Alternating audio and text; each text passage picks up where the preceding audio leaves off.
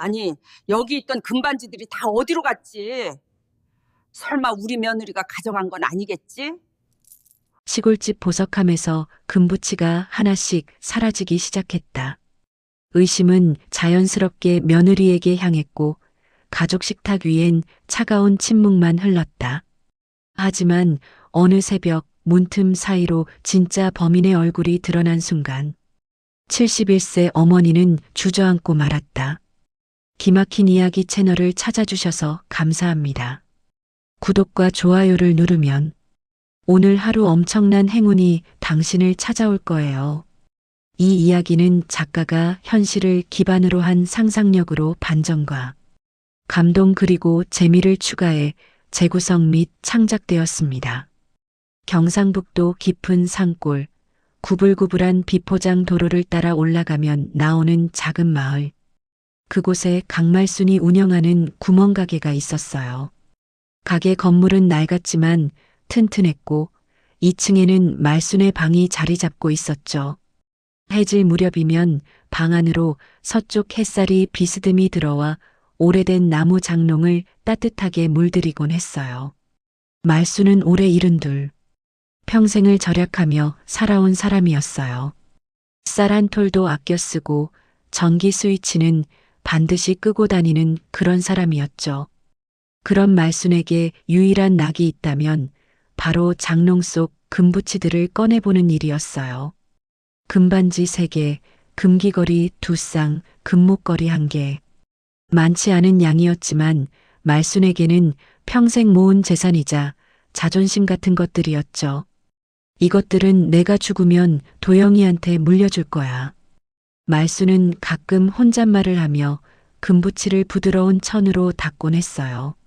손때 묻은 보석함 안에서 은은하게 빛나는 금빛을 바라보는 그 순간만큼은 세상 누구보다 부자가 된 것 같은 기분이 들었거든요. 말순의 아들 도영은 44. 군청에서 일하는 공무원이었어요. 성실하고 말수적은 성격 덕분에 동네 사람들 사이에서 평판이 괜찮았죠. 도영이는 참 똑바로 컸어. 말순이가 고생한 보람이 있네. 사람들은 그렇게 말했어요. 말순도 그 말이 싫지 않았어요. 며느리 선미는 38. 새벽같이 일어나 집 밖으로 청소 일을 나가는 부지런한 여자였어요. 키는 작았지만 억척스럽게 살아가는 모습이 말순은 마음에 들기도 하고 안쓰럽기도 했죠. 선미야, 오늘도 나가냐? 네, 어머니. 금방 다녀올게요. 선미는 언제나 공손했어요. 말순에게 큰 소리 한 번 낸 적 없는 며느리였죠. 그런데 요즘 들어 말순의 마음 한구석이 묘하게 불편했어요. 선미가 집안 청소를 할 때마다 유독 장롱 주변을 꼼꼼하게 정리하는 모습이 자꾸 눈에 밟혔거든요. 장롱 앞은 내가 닦을게. 선미야, 너는 부엌이나 해라. 말순이 그렇게 말하면 선미는 고개를 끄덕이며 물러섰어요. 하지만 말순의 눈에는 그 순간 스쳐 지나가는 선미의 표정이 이상하게 느껴졌죠. 왜 저렇게 장롱만 자꾸 기웃거리는 거지? 말순은 그 생각을 떨쳐내려 했어요. 선미를 의심하는 건 아니었어요. 그저 뭔가 조금 신경 쓰일 뿐이었죠. 저녁 6시. 가족이 모여 밥상을 받았어요. 구수한 된장찌개 냄새가 방 안가득 퍼졌고 말순은 밥을 푸며 아들을 바라봤어요. 도영아, 오늘 일은 어땠냐? 그냥 그랬어요, 엄마. 도영은 짧게 대답하고는 밥을 먹기 시작했어요. 말이 별로 없는 아들이었지만 그게 원래 도영의 성격이었으니까요. 선미는 조용히 반찬을 덜어주며 말순과 도영을 살폈어요. 말순은 그 모습을 보며 생각했죠. 그래도 우리 선미는 참 착하긴 해.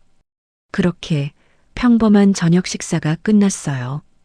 밤이 되고 말순은 이불 속에 누워 천장을 바라봤어요. 창밖으로 귀뚜라미 소리가 들려왔죠. 내일은 또 뭘 해야 하나? 말순의 하루는 언제나 똑같았어요. 가게 문 열고 손님 맞고 장 보고 밥하고 자는 것. 그렇게 반복되는 일상이었죠. 하지만 말수는 몰랐어요. 바로 내일부터 이 평온한 일상이 조금씩 흔들리기 시작할 거라는 거요. 다음 날 오후, 말수는 평소처럼 2층 방으로 올라갔어요. 오늘은 날씨가 좋았거든요. 햇살이 따사로운 날이면 말수는 습관처럼 장롱을 열어 금부치들을 꺼내 닦았어요. 세월의 때가 묻지 않도록 늘 깨끗하게 관리하는 게 말순만의 방식이었죠. 장롱 문을 열었어요. 익숙한 나무 냄새가 코끝을 스쳤고 말수는 천천히 보석함을 꺼냈어요. 뚜껑을 열었죠. 그런데 뭔가 이상했어요. 금반지 3개가 있어야 할 자리에 2개만 놓여 있었거든요. 말수는 눈을 크게 떴어요. 이게 뭐야? 손이 자연스럽게 보석함 안을 뒤적였어요. 혹시 안쪽에 떨어졌나 싶어서요. 하지만 없었어요. 말수는 다시 한번 천천히 확인했어요. 금귀걸이 2쌍, 금목걸이 1개는 그대로 있었어요. 그런데 금반지 하나만 쏙 빠져 있었죠. 이게 대체 어디 간 거야? 말순의 목소리가 떨렸어요. 분명히 며칠 전까지만 해도 3개가 다 있었어요. 말수는 기억력이 좋은 편이었거든요. 보석함을 닫고 장롱 서랍을 하나씩 열어봤어요. 혹시나 싶어서요. 하지만 어디에도 없었어요. 말수는 바닥에 주저앉았어요. 가슴이 두근거렸고 숨이 가빠졌어요. 누가 가져간 건가? 집안에 외부인이 들어온 적은 없었어요. 가게 손님들은 1층에만 머물렀고 2층은 가족만 올라오는 공간이었죠. 그렇다면 말순의 머릿속에 떠오르는 사람은 딱 2명이었어요. 아들 도영, 며느리 선미. 설마 도영이가? 말순은 고개를 저었어요. 아들은 공무원이에요. 월급도 꼬박꼬박 받고 도둑질할 이유가 없었죠. 그렇다면 남은 건 하나. 선미. 말수는 며칠 전 선미가 장롱 주변을 정리하던 모습을 떠올렸어요. 너무 꼼꼼하게, 너무 오래. 역시 그년이 가져간 거 아니가? 말순의 가슴 속에서 뜨거운 무언가가 치솟았어요. 분노였을까요? 배신감이었을까요? 하지만 말수는 참았어요. 확실한 증거가 없었으니까요. 저녁이 되었어요. 선미가 밥상을 차렸고 도영이 퇴근해서 들어왔어요. 세 사람은 평소처럼 식탁에 둘러앉았죠. 말수는 선미를 힐끔힐끔 쳐다봤어요. 선미는 아무렇지 않게 반찬을 덜어주고 있었어요. 어머니, 반찬 더 드릴까요? 선미의 목소리는 평소와 똑같았어요. 공손하고 조용했죠. 말수는 대답 대신 고개만 끄덕였어요. 입맛이 없었거든요. 밥을 먹는 내내 말순의 시선은 선미에게 고정돼 있었어요. 전현이 훔쳐간 게 분명해. 아니면 왜 저렇게 태어나겠어? 말순의 머릿속은 복잡했어요. 밤이 깊어갔어요. 말수는 잠을 이루지 못하고 뒤척였어요. 천장을 바라보다가 옆방에서 들리는 소리에 귀를 기울였죠. 선미가 뭔가를 정리하는 소리였어요. 말수는 조용히 일어나 방문을 살짝 열었어요. 복도로 나가 선미의 방 쪽을 바라봤죠. 선미는 장롱 앞에 서서 뭔가를 만지고 있었어요. 말순의 심장이 쿵쾅거렸어요. 저것 봐. 역시 수상해. 선미는 한참을 그렇게 서 있다가 장롱 문을 닫고 자리에 누웠어요. 말수는 방으로 돌아왔어요. 이불을 뒤집어 쓰고 눈을 감았지만 잠은 오지 않았어요. 내일부터 좀 더 지켜봐야겠어. 말순의 마음속에는 의심의 씨앗이 단단히 뿌리를 내렸어요. 시골 마을은 좁았어요. 소문은 빨랐죠. 다음 날 아침 말수는 가게 앞에서 이웃 할머니를 만났어요. 말수나 요즘 선미 새벽 청소 나간다며? 그래, 돈 벌러 나가지 뭐. 요즘 기름값도 오르고 애들 학원비도 만만찮은디 선미도 참 고생이네. 말수는 대답 대신 씁쓸하게 웃었어요. 고생은 무슨, 금 훔쳐가면서 무슨 고생이야. 말순의 마음속 의심은 점점 커져만 갔어요. 사흘이 지났어요. 말수는 보석함을 다시 열지 않았어요. 열기가 무서웠거든요. 또 뭔가 사라져 있을까 봐요. 하지만 피할 수는 없었어요. 그날도 햇살 좋은 오후였어요. 말수는 용기를 내서 장롱문을 열었죠. 보석함을 꺼냈어요. 천천히 뚜껑을 열었어요. 그리고 말순의 얼굴이 하얗게 질렸어요. 금귀걸이 한 쌍이 없어졌거든요. 이게 무슨 일이야? 말순의 손이 부들부들 떨렸어요. 금반지에 이어 금귀걸이까지. 이건 우연이 아니었어요. 누군가 의도적으로 가져간 게 분명했죠. 말순은 보석함을 움켜쥐고 마루에 주저앉았어요. 눈물이 핑 돌았어요. 대체 누가 이러는 거야? 말순의 목소리는 떨렸고 분노와 슬픔이 뒤섞여 있었어요. 1층 가게에서는 손님이 물건을 사러 왔는지 문 여는 소리가 들렸어요. 하지만 말수는 내려갈 힘이 없었죠. 평생 모은 재산이에요. 하나하나 아껴서 절약해서 모은 것들이었어요. 그런데 이렇게 하나씩 사라진다는 게 말순에게는 견딜 수 없는 고통이었죠. 저녁이 되었어요. 도영이 퇴근해서 들어왔어요. 평소처럼 가방을 놓고 방으로 들어가더니 문을 닫았어요. 선미는 부엌에서 저녁을 준비하고 있었죠. 말수는 거실 소파에 앉아 두 사람을 번갈아 보았어요. 도영은 방문을 닫은 채 나오지 않았어요.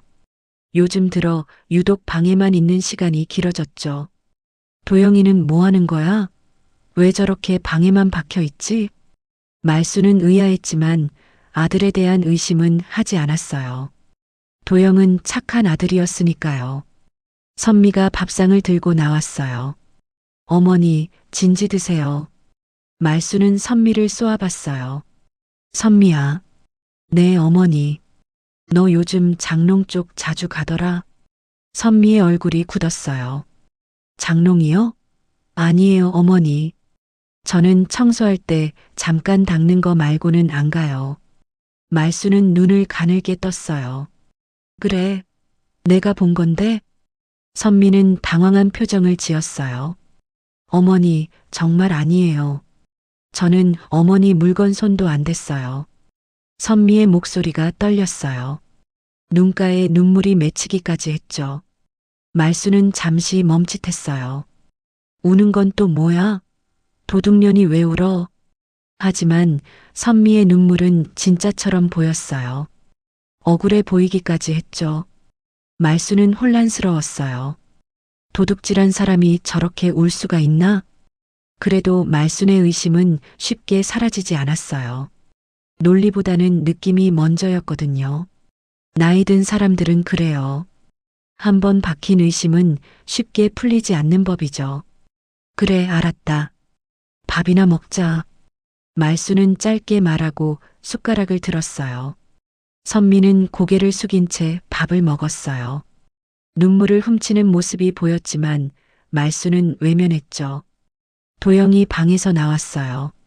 엄마, 밥 남았어요? 응, 먹어라. 도영은 혼자 상을 받아 밥을 먹었어요. 말이 없었죠. 말수는 도영을 바라봤어요. 도영이는 뭐 하느라 저렇게 방에만 있는 거야? 궁금했지만 물어보지 않았어요. 아들한테 간섭하는 건 말순의 스타일이 아니었거든요. 밤이 깊어갔어요. 말순은 방에 누워 천장을 바라봤어요. 귀뚜라미 소리가 창밖에서 울렸고 어둠이 방 안을 가득 채웠죠.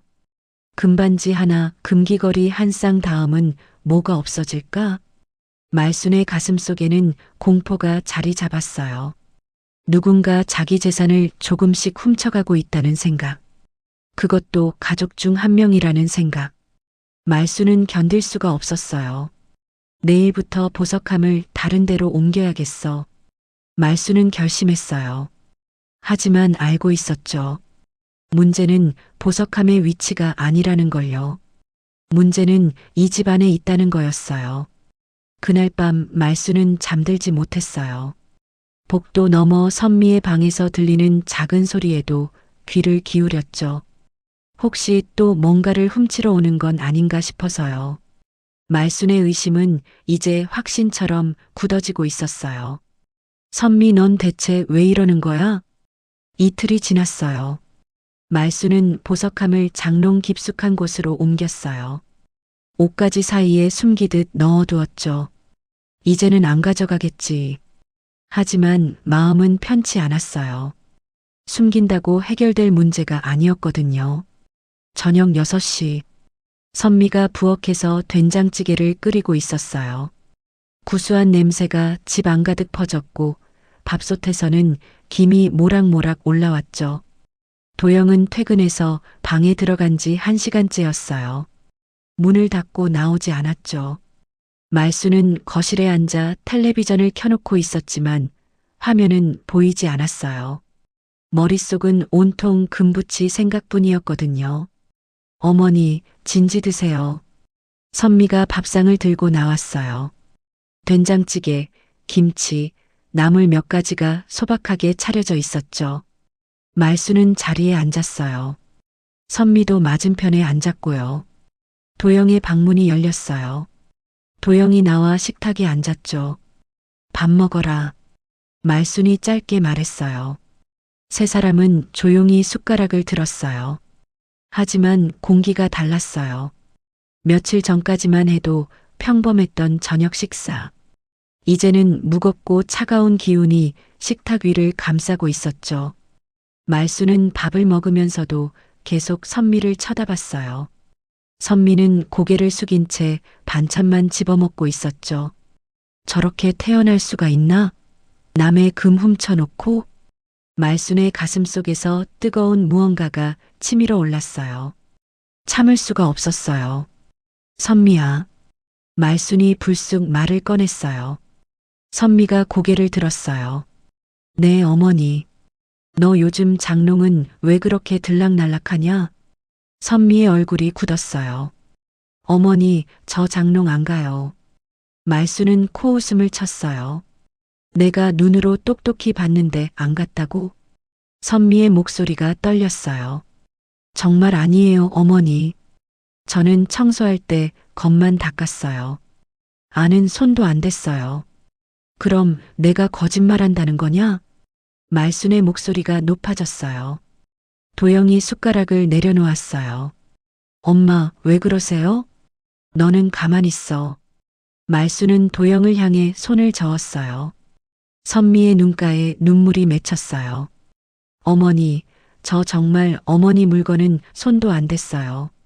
제가 왜 그런 짓을 해요? 그럼 뭐가 없어진 건 어떻게 설명할 거냐? 말순의 말에 선미가 깜짝 놀랐어요. 뭐가 없어졌다는 거예요? 내 금붙이 말이다. 금반지 하나, 금귀걸이 한 쌍. 다 어디 갔냐? 선미는 눈을 크게 떴어요. 어머니, 저 진짜 몰라요. 저는 안 가져갔어요. 그럼 누가 가져갔겠냐? 이 집에 너랑 도영이밖에 없는데? 말순의 목소리는 날카로웠어요. 선미는 고개를 저었어요. 눈물이 볼을 타고 흘러내렸죠. 저 정말 아니에요. 어머니, 믿어주세요. 하지만 말수는 대답하지 않았어요. 대신 길고 무거운 한숨을 내쉬었죠. 그 한숨 속에는 의심과 실망, 그리고 분노가 섞여 있었어요. 도영이 조심스럽게 입을 열었어요. 엄마, 혹시 어디 다른 데에 두신 거 아니에요? 너는 가만히 있으라니까. 말수는 차갑게 말하고 자리에서 일어났어요. 난 배 안 고프니까 먼저 들어간다. 말수는 그대로 방으로 들어가 버렸어요. 식탁에는 도영과 선미만 남았어요. 선미는 손으로 얼굴을 가리고 조용히 울었어요. 나는 정말 안 했는데.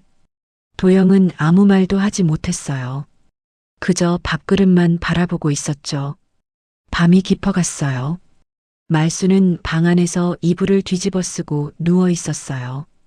하지만 잠은 오지 않았죠. 복도 너머에서 선미가 우는 소리가 작게 들려왔어요. 말수는 귀를 막고 싶었어요. 우는 건 또 뭐야? 죄 지은 사람이 왜 울어? 하지만 선미의 울음소리는 계속됐어요. 말수는 이불을 더 꽉 끌어당겼어요. 마음 한편에서는 이상한 느낌이 들었어요. 혹시 내가 잘못 생각한 건 아닐까? 하지만 그 생각은 금방 사라졌어요. 아니야. 증거는 확실해. 금부치가 사라진 건 사실이니까. 말수는 눈을 감았어요. 내일은 더 확실하게 지켜봐야겠다고 다짐했죠. 그날 밤 강말순의 집은 무거운 침묵에 잠겼어요. 식탁 위에는 식은 된장찌개가 그대로 놓여 있었고 선미는 혼자 방에서 울고 있었어요. 도영은 방문을 닫은 채 컴퓨터 화면만 멍하니 바라보고 있었죠. 가족이라는 이름 아래 함께 살고 있지만 세 사람의 마음은 점점 멀어지고 있었어요. 그리고 말수는 몰랐어요. 진짜 문제가 어디에 있는지, 진짜 범인이 누구인지, 곧 모든 게 드러날 거라는 걸요. 사흘이 또 지났어요. 말수는 보석함을 하루에 2번씩 확인했어요. 아침에 1번, 저녁에 1번. 혹시 또 뭔가 사라질까봐 신경이 곤두섰거든요.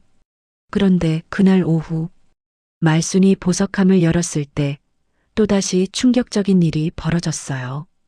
금목걸이가 없어진 거예요. 아니 이게 무슨... 말수는 그 자리에 주저앉았어요. 다리에 힘이 풀렸거든요. 금반지, 금귀걸이에 이어 이제 금목걸이까지. 이건 더 이상 참을 수 없는 일이었어요. 말수는 떨리는 손으로 보석함을 움켜쥐고 일어났어요. 경찰에 신고해야 하나? 아니면 직접 따져야 하나? 머릿속이 복잡했어요. 가족을 경찰에 신고한다는 게 쉬운 일은 아니었거든요. 그래도 이대로 두고 볼 수는 없었죠. 말수는 복도로 나왔어요. 1층 가게에서는 손님 소리가 들렸어요. 선미가 가게를 보고 있는 모양이었죠. 말수는 도영의 방 앞을 지나쳤어요. 그런데 그때였어요. 방문이 살짝 열려 있었거든요. 평소 같으면 그냥 지나쳤을 텐데 말순의 발걸음이 멈췄어요.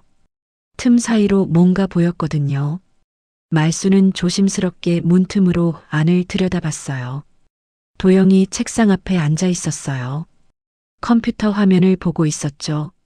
화면에는 화려한 색깔의 슬롯머신이 빙글빙글 돌아가고 있었어요. 띵띵띵 하는 경쾌한 소리, 잭팟 같은 글자들. 말순의 눈이 커졌어요. 저게 도박 사이트? 도영의 손가락이 마우스를 빠르게 움직이고 있었어요. 화면 속 숫자들이 계속 바뀌었죠. 그리고 갑자기 도영이 책상을 탁 쳤어요. 아, 젠장. 도영의 목소리는 낮았지만 절망이 묻어 있었어요. 말수는 숨이 멎을 것 같았어요. 도영이 화면을 끄려고 했어요. 그때 말수는 방문을 확 열었어요. 도영아. 도영이 깜짝 놀라 뒤를 돌아봤어요. 얼굴이 새하얗게 질렸죠. 엄마. 말수는 떨리는 목소리로 물었어요. 너 지금 뭐 하는 거냐? 도영은 황급히 컴퓨터를 껐어요. 아, 아니에요, 엄마. 그냥. 내가 다 봤다. 말수는 방 안으로 들어갔어요. 책상 위를 보니 신용카드 영수증 몇 장이 구겨져 있었어요. 현금 서비스 내역서도 보였죠. 말수는 그걸 집어들었어요. 500만 원, 300만 원, 200만 원. 숫자들이 눈에 들어왔어요. 도영아, 이게 다 뭐냐? 도영은 고개를 숙였어요. 대답이 없었죠. 말순의 손이 부들부들 떨렸어요. 너 도박을 한 거냐? 도영은 여전히 고개를 숙인 채였어요. 말순은 힘없이 주저앉았어요. 다리에 힘이 빠졌거든요. 우리 도영이가 정직하던 그 애가 도박을? 말순의 목소리는 떨렸고 눈에서는 눈물이 흘러내렸어요. 도영이 무릎을 꿇었어요. 엄마 미안해요. 말수는 도영을 바라봤어요. 금붙이 내가 가져간 거지? 도영은 고개를 끄덕였어요. 네. 그 한마디에 말순의 세상이 무너졌어요. 왜 그랬냐? 도영은 울먹이며 말했어요. 처음엔 정말 심심해서 한 번만 해봤어요. 그런데 자꾸 돈을 잃으니까 다시 따야 한다는 생각만 들었어요. 그래서 엄마 금을. 말수는 눈을 감았어요. 가슴이 너무 아팠거든요. 평생 믿어왔던 아들. 정직한 공무원이라고 동네 사람들한테 자랑하던 아들. 그 아들이 자기 어미의 금을 훔쳐서 도박을 했다니. 말수는 도영의 어깨를 잡았어요. 도영아, 너 정신 차려라. 이게 무슨 짓이냐? 도영은 울음을 터뜨렸어요. 엄마 미안해요. 정말 미안해요. 말수는 아들을 안고 같이 울었어요. 그때 방문 밖에서 선미가 서 있는 게 보였어요. 선미는 눈물을 흘리며 말순을 바라보고 있었죠. 말순은 그제야 깨달았어요. 선미를 의심했던 모든 순간들, 선미가 억울해하며 울던 모습들, 다 자기가 잘못한 거였어요. 말순은 고개를 떨구었어요. 선미야 미안하다. 하지만 그 말은 입 밖으로 나오지 않았어요. 방 안은 울음소리로 가득 찼어요. 아들의 울음, 어미의 울음, 그리고 며느리의 조용한 눈물. 강말순의 집은 그렇게 무너지고 있었어요. 진실은 언제나 고통스럽게 드러나는 법이었죠. 그날 밤, 말순은 혼자 마루에 앉아 있었어요. 저녁도 먹지 않았어요. 아무것도 하고 싶지 않았거든요. 창밖으로는 달빛이 희미하게 들어왔고 귀뚜라미 소리만 고요하게 울렸죠. 말수는 무릎을 껴안고 앉아 천장을 바라봤어요. 도영아, 가슴이 찢어지는 것 같았어요.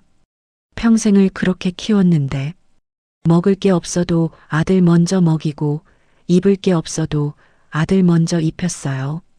학교 다닐 때도 군대 갈 때도 결혼할 때도 말수는 늘 도영을 위해 살았거든요. 넌 나의 자랑이었는데. 말순의 목소리가 어둠 속으로 흩어졌어요. 눈물이 주르륵 흘러내렸죠. 도영은 공무원이었어요. 성실하고 정직하고 말수 적지만 착한 아들이었어요. 동네 사람들도 칭찬했죠. 말순이 아들 참 잘 키웠네. 공무원이면 평생 안정적이잖아. 그 말을 들을 때마다 말수는 뿌듯했어요. 하지만 이제 알았어요. 도영은 방 안에서 혼자 무너지고 있었던 거예요. 시골 생활이 답답해서 심심해서 도박에 손을 댔던 거죠. 그리고 돈을 잃으니까 자기 어미의 금까지 훔쳤던 거예요. 말수는 고개를 저었어요. 내가 뭘 잘못한 걸까? 자책이 밀려왔어요. 혹시 내가 너무 아들을 믿기만 하고 제대로 살펴보지 않았던 건 아닐까? 혹시 도영이가 힘들어하는 걸 몰랐던 건 아닐까? 말수는 무릎에 얼굴을 묻었어요. 그러다 문득 선미의 얼굴이 떠올랐어요. 며칠 전 식탁에서 선미를 의심하며 쏘아봤던 순간, 선미가 눈물을 흘리며 억울해하던 모습. 나는 안 했어요, 어머니. 선미는 그렇게 말했었죠. 하지만 말수는 믿지 않았어요. 오히려 더 의심했고 더 차갑게 대했어요. 말수는 고개를 들어 천장을 바라봤어요.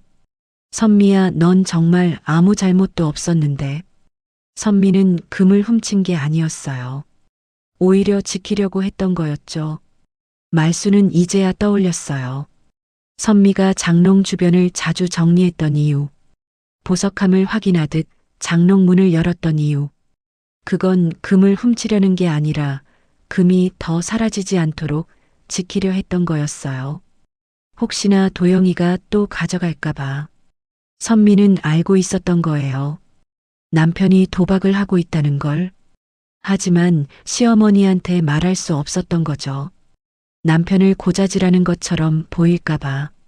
그래서 혼자 애썼던 거예요. 조용히 묵묵히 말순의 눈에서 눈물이 또 흘러내렸어요.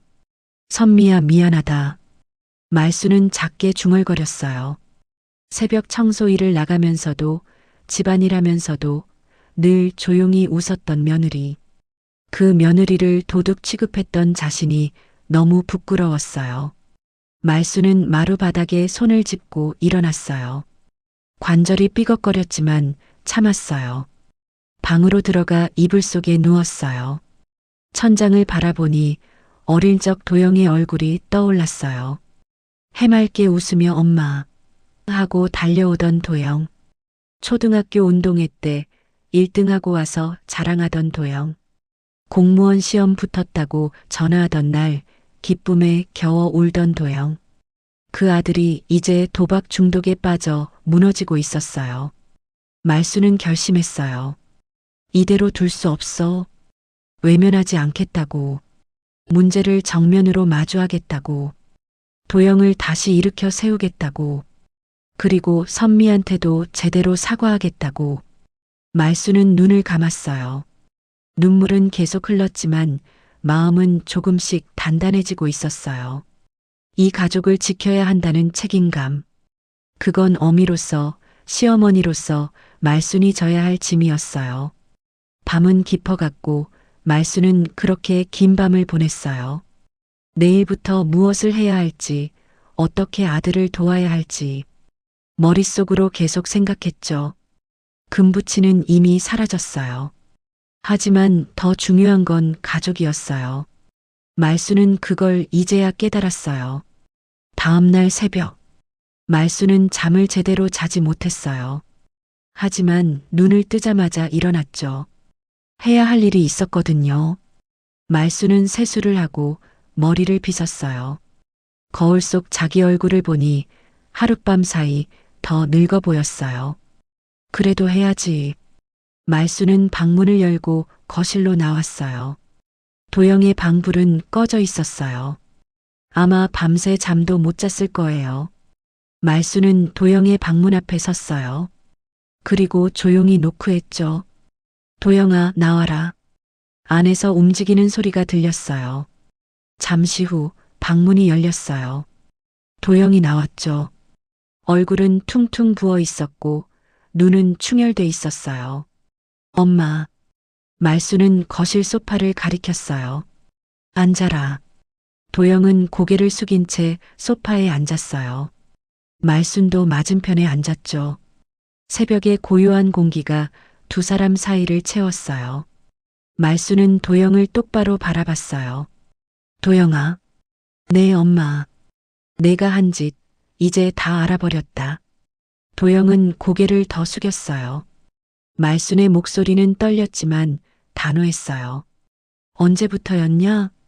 도영은 한참을 침묵하다가 입을 열었어요. 6개월 전부터요. 6개월? 말순은 눈을 감았어요. 6개월이나. 그동안 아들이 혼자 무너지고 있었는데 자기는 전혀 몰랐던 거예요. 왜 그랬냐? 도영은 떨리는 목소리로 말했어요. 엄마, 처음엔 정말 심심해서였어요. 말수는 도영을 바라봤어요. 시골에서 매일 똑같은 일만 반복하잖아요. 출근하고 서류 보고 퇴근하고 그게 다였어요. 도영의 목소리에는 절망이 묻어 있었어요. 그러다 우연히 인터넷에서 도박 사이트를 봤어요. 처음엔 그냥 구경만 했는데 한번 눌러봤어요. 말수는 아무 말도 하지 않았어요. 처음엔 10,000원으로 시작했어요.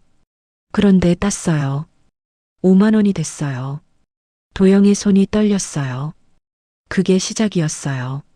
한 번 더, 한 번 더 하다 보니까 돈을 잃었어요.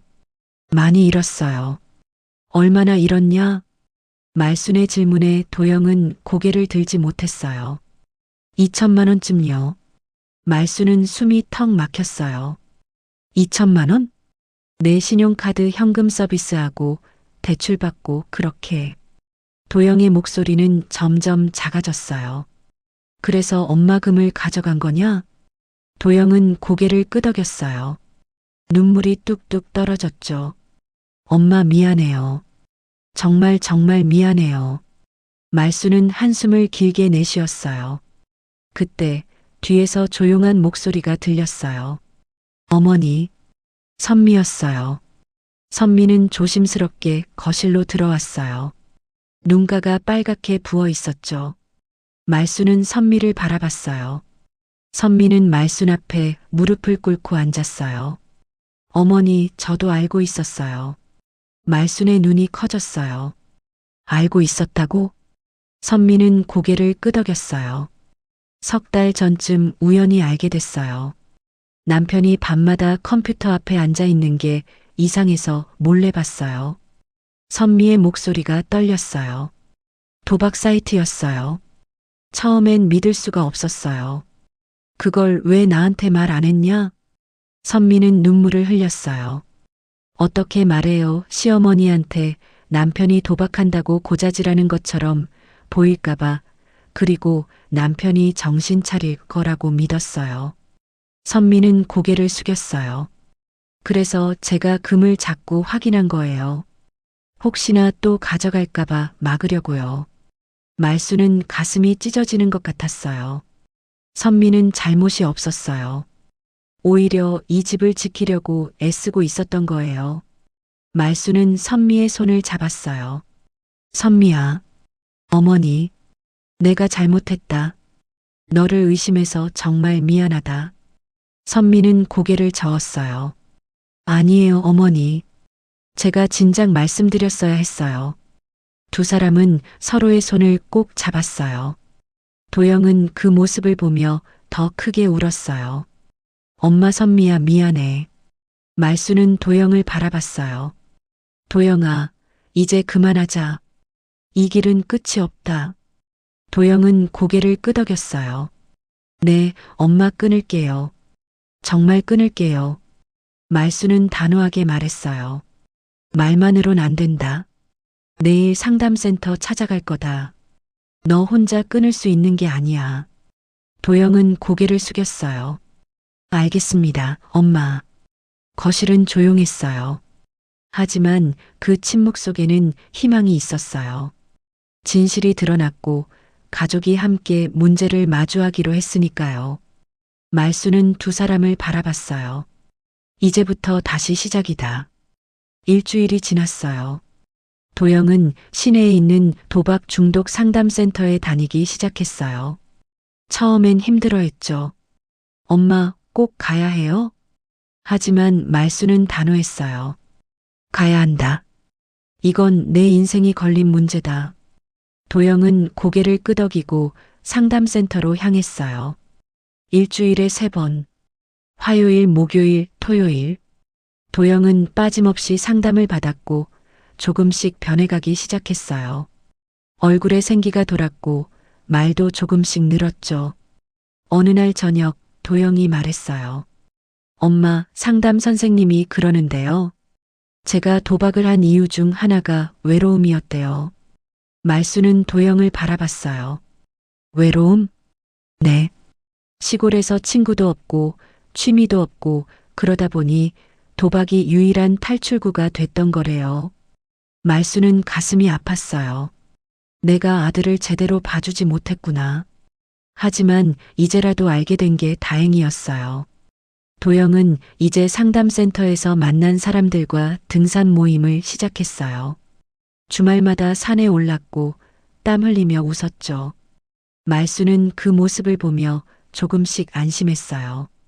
그래, 천천히 다시 일어서면 돼. 어느 오후, 말수는 선미와 함께 구멍가게를 정리하고 있었어요. 선미가 진열대를 닦으며 말했어요. 어머니, 이 과자 유통기한 지났어요.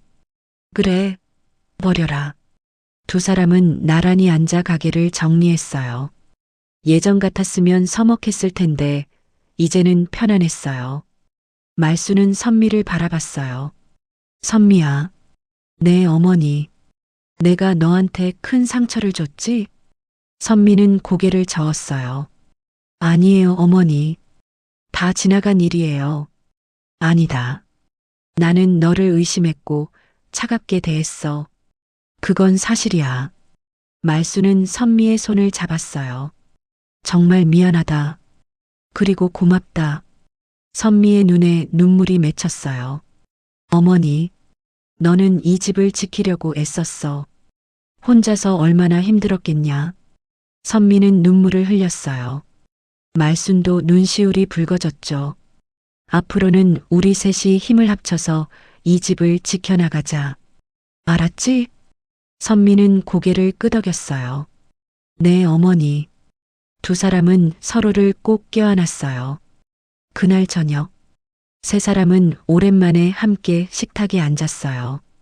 선미가 만든 김치찌개가 김을 모락모락 피우고 있었고, 말순이 직접 담근 깍두기가 상 위에 놓여 있었죠. 도영이 밥을 한 숟가락 떠먹으며 말했어요. 엄마, 맛있어요. 말순은 빙그레 웃었어요. 그래, 많이 먹어라. 선미도 웃으며 반찬을 덜어주었어요. 예전처럼 무거운 공기는 없었어요. 따뜻했죠. 식사를 마치고 말수는 2층 방으로 올라갔어요. 장롱을 열고 보석함을 꺼냈어요. 이제 금붙이는 2개밖에 남지 않았어요. 금반지 2개. 하지만 말수는 슬프지 않았어요. 대신 서랍에서 작은 가족사진 한 장을 꺼냈어요. 도영이 어렸을 때 찍은 사진.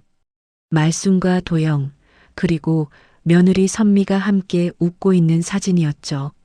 말순은 그 사진을 보석함에 넣었어요. 금붙이 옆에 나란히요. 이제부터는 이게 더 소중한 거야. 말순은 혼잣말을 하며 보석함을 닫았어요. 창밖으로 해가 지고 있었어요. 노을이 붉게 하늘을 물들였죠. 말순은 창문을 열고 바깥 공기를 들이마셨어요. 시원했어요. 가슴이 뻥 뚫리는 것 같았죠. 이제 다시 시작이다. 금붙이는 사라졌지만 가족은 돌아왔어요. 도영은 조금씩 회복하고 있었고 선미와의 관계도 좋아졌어요.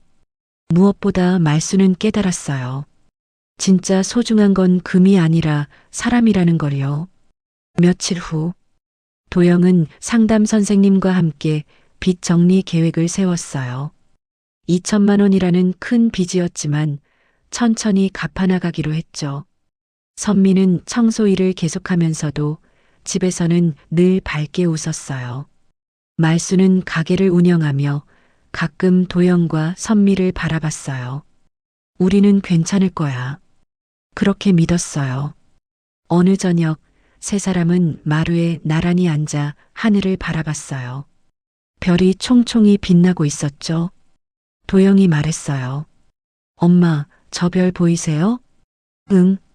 저 별처럼 저도 다시 빛날 수 있을까요? 말수는 도영의 손을 잡았어요. 그럼, 넌 다시 빛날 수 있어. 엄마가 옆에 있잖아. 선미도 도영의 다른 손을 잡았어요. 저도 옆에 있어요. 세 사람은 서로의 손을 꼭 잡았어요. 밤하늘 아래 작은 시골 구멍가게. 그곳에는 상처 입은 가족이 있었지만 동시에 다시 일어서려는 희망도 있었어요. 금붙이는 사라졌지만 그것보다 더 소중한 걸 되찾았으니까요. 바로 서로를 믿고 사랑하는 마음이었어요. 말수는 하늘을 보며 조용히 웃었어요. 이제 괜찮아. 우리는 다시 시작할 수 있어. 그렇게 강말순의 집은 조용히 하지만 단단하게 다시 일상을 되찾아가고 있었어요.